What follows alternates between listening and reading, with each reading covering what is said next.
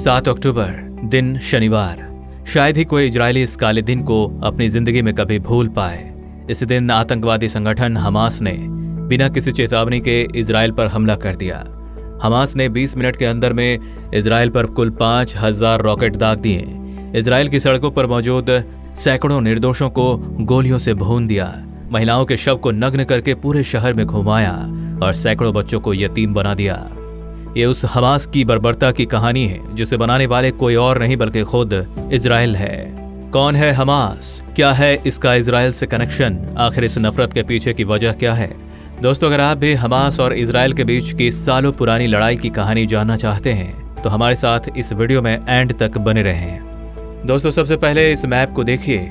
आज जहां पर आप इजरायल को देख रहे हैं वहां पर फर्स्ट वर्ल्ड वॉर के पहले ऑटोमन एम्पायर का डिस्ट्रिक्ट फिलिस्तीन यानी कि पैलेस्टाइन हुआ करता था, जहां अरबी मेजॉरिटी में और यहूदी माइनॉरिटी में रहा करते थे। हालांकि फर्स्ट वर्ल्ड वॉर के बाद इस इलाके पर ब्रिटेन का कब्जा हो गया। ब्रिटेन उस समय की एक बड़ी शक्ति थी, जिस वजह से सेकेंड वर्ल्ड वॉर तक ये इलाका ब्रिटेन के कब्जे में ही रहा। जबकि वहीं दूसरी तरफ फर्स्ट वर्ल्ड वॉर से ही यूरोप और रूस में रहने वाले यहूदियों पर भीषण अत्याचार होने लगा। उन्हें तरह तरह की यातनाएं दी जा रही थी।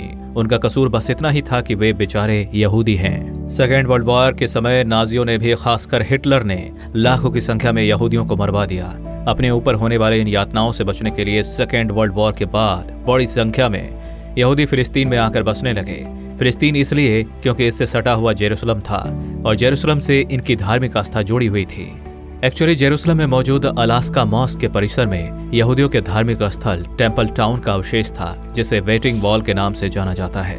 और अगर बात अलास्का मॉस्क की करें तो ये मक्का मदीना के बाद मुसलमानों का तीसरा सबसे पवित्र स्थान माना जाता है। यानी इस जगह से सिर्फ यहूदी ही नहीं बल्कि मुसलमानों की भी आस्था जुड़ी हुई थी। सेकेंड वर्ल्ड वॉर के बाद दुनिया में ब्रिटेन का दबदबा कम हो गया और अमेरिका और सोवियत यूनियन दो नई ताकत बनकर उभरे। साल 1945 में जाकर ब्रिटेन ने फिलिस्तीन यानी कि पैलेस्टाइन के इस इलाके को यूनाइटेड नेशंस को सौंप दिया। और फिर आया समय साल 1947 का, जब यूनाइटेड नेशन ने इस इलाके को दो हिस्सों में बांट दिया, एक अरब राज्य और दूसरा यहूदियों के लिए। जहां यहूदी नेताओं ने तो यूनाइटेड नेशंस के इस फैसले को स्वीकार कर लिया, वहीं अरबियों ने यूनाइटेड नेशन के इस फैसले को मानने को तैयार नहीं थे, क्योंकि उनका मानना था कि ये पूरा क्षेत्र सिर्फ और सिर्फ अरब मुस्लिम्स का है। यहूदी बाहर से आकर यहाँ बसे हैं, इसलिए इस क्षेत्र पर उनका कोई अधिकार नहीं बनता है। हालांकि इस घटना के अगले ही साल 1948 में यहूदियों ने अपनी आज़ादी का ऐलान कर दिया और पैलेस्टाइन के इस पूरे क्षेत्र पर अपना अधिकार जमा लिया और यहाँ से अरब मुस्लिम्स को भगा दिया। दोस्तों, एक सवाल तो यहाँ शायद आप सबके दिमाग में आ रहा होगा कि जब पैलेस्टाइन से अरब मुस्लिम्स को भगा दिया गया तो ये कहाँ जाकर बसे? तो दोस्तों, पैलेस्टाइन से सटा जो ये इलाका आप देख रहे हैं, वेस्ट बैंक और ये छोटा सा गाजा स्ट्रिप है, इन्हीं दोनों जगह पर अरब मुस्लिम्स आकर बस गए। यहूदियों ने अरब मुस्लिम्स को उनके अपने ही घर से निकालकर उनके साथ बहुत बड़ी नाइंसाफी की थी। इसलिए इजराइल के आसपास के अरब देशों की संयुक्त सेनाओं ने मिलकर एक साथ 1967 में इजराइल पर हमला कर दिया। इजराइल के लिए ये लड़ाई कठिन जरूर थी, लेकिन उसने हिम्मत नहीं हारी। वो लड़ता रहा और इस लड़ाई का नतीजा ये हुआ कि अरब देशों की सेनाएं हार गईं और इजराइल को अंतर्राष्ट्रीय स्तर पर एक देश के रूप में मान्यता मिल गई। उस समय इजराइल ने ईस्ट जेरूसलम के साथ साथ वेस्ट बैंक शहर में स्थित अलास्का मॉस्क और गाजा स्ट्रिप पर अपना कब्जा जमा लिया।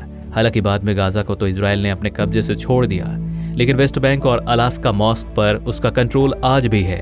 दोस्तों, यहाँ इजराइल तो जीत गया, लेकिन कहीं न कहीं पैलेस्टाइन के अरब मुस्लिम लोगों से बदला लेना चाहता था।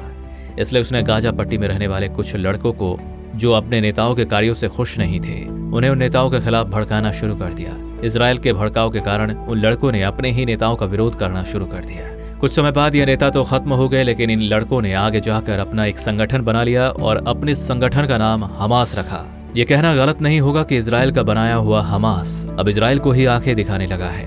वो इजराइल के पूरे क्षेत्र को एक इस्लामिक स्टेट बनाना चाहता है। इसलिए हमास ने इजराइल के साथ कई संघर्ष किए हैं, कई लड़ाइयां लड़ी हैं। इजराइल ने भी हमास पर कई जवाबी हमले किए। दोनों के बीच एक भयानक लड़ाई इससे पहले साल 2021 में देखने को मिली थी। 9 मई 2021 की बात है, जब इजराइल की पुलिस जेरूसलम के अलास्का मॉस्क में घुसती है और वहां ग्रेनेड से हमला करती है। इस हमले में उस समय सैकड़ों फिलिस्तीनी मारे गए थे। इस बात से नाराज फिलिस्तीनी आतंकवादी संगठन हमास इजराइल के लिए अल्टीमेटम जारी करता है और शाम होते होते इजराइल के शहरों में सैकड़ों रॉकेट दाग देता है, जिसके बाद इजराइल भी जंग का ऐलान करता है और 11 दिनों तक दोनों के बीच जंग चलती रहती है।